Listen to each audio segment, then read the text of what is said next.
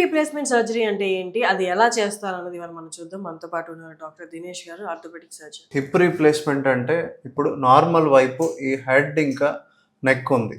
Same ఇటువైపు మీరు observe చేస్తే ఆ హెడ్ నెక్ బదులు ఈ ఇంప్లాంట్ అనేది ఇన్సర్ట్ చేశాం. దీన్ని పూర్తిగా ఇది లోపల ఎముకలో కూర్చుంటుంది అనమాట. కూర్చొని ఇక్కడ కూడా సేమ్ నెక్ పార్ట్ ఉంటుంది, హెడ్ పార్ట్ ఉంటుంది, దాంతోపాటు ఈ కప్ ఉంటుంది అనమాట. సో దీన్ని టోటల్ హిప్ రీప్లేస్మెంట్ అంటారు.